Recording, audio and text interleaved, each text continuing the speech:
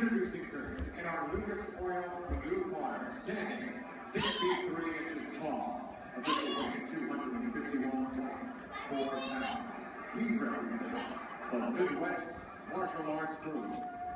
Ladies and gentlemen, from Moline, Illinois, presenting Alex Rozman. He's moving across the cage, fighting out of our Lucas Oil red corner, stands at 6 feet tall. Official weight 261.2 pounds. Ladies and gentlemen, from Merrill, Iowa, presenting So we got him Sling Blade. Scholten. Referee this 3-round heavyweight bout. Again, Mike Beltran with the final instructions. Open to the rule. Protect yourself at all times. Obey my commands at all times. Turn up the sound if you want. At the sound of the bell, come on out and your business. Let's go. And the heavyweights get set to take center cage.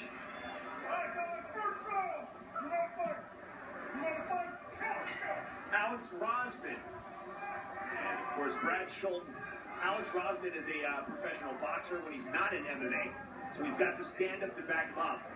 He's kind of worked on his ground game, which is, gives him every advantage being that size. You don't want somebody that big on top of you who's got some heavy hands. Yeah, he's got the comfort to be able to stay on the feet. Now it's just a matter of learning the wrestling game and jiu-jitsu game. He doesn't need to really worry about his hands. He's got great hands. Very athletic fighter, very strong.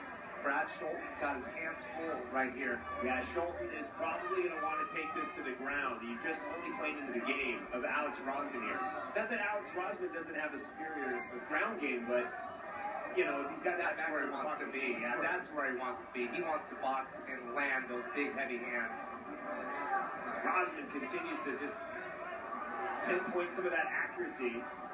Scholten just backing up. I'm surprised he hasn't rushed you yet. Brad Scholten did a good job of trying to catch that kick, potentially getting Alex Rozman to fall down, but couldn't quite do it. Rozman with several fights under his belt here at King of the Cage. It's been an outstanding heavyweight here. Outstanding a lot, and before he moves on to possible title contention, he's got to take out the likes of Scholten, and Scholten's not making it easy for him. Yeah, Scholten's doing a good job with his distancing. Shit, I thought I was going to be able to try to record this stuff. Too. I'm very impressed by Scholten. Those inside punches. Yeah, he's staying in the pocket, throwing those hands. Yeah, Sarah's got gymnastics or some bullshit. Like we were talking about, doesn't want Alex utilizing those hands, that boxing skill he does possess. Trying to get Alex Rozman to the ground. This guy has got a pretty good takedown defense with that strength. Yeah, he's unbelievably strong. He is a very strong opposing man in that cage. Yeah, and Scholten's just looking with some uppercuts in the body there. But I like Scholten. He's doing a good job wedging Alex up into the fence here, dirty boxing, trying to run him into the ground here. Not overcommitting, dirty bastard.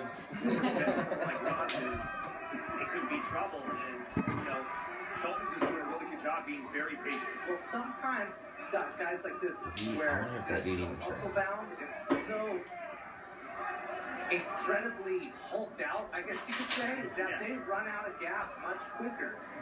Like take a Roy Nelson, he doesn't look like he's going to have the gas tank to go the full distance of a fight, but he'll go 5 rounds nonstop. Oh yeah, and he doesn't look the part. Yeah, and that's Brad Scholten right here. Yeah, Scholten, like I said, you're just looking at him standing there, but once Alex Rozman gets in and the distance closes, these shots just kind of come out of nowhere. They're pretty fast. Rozman closes the gap here. I was just about to say, Alex Rozman looked like he was slowing down a little bit, but not after that combination. He snapped that out there. Brad Scholten pins him up against the fence.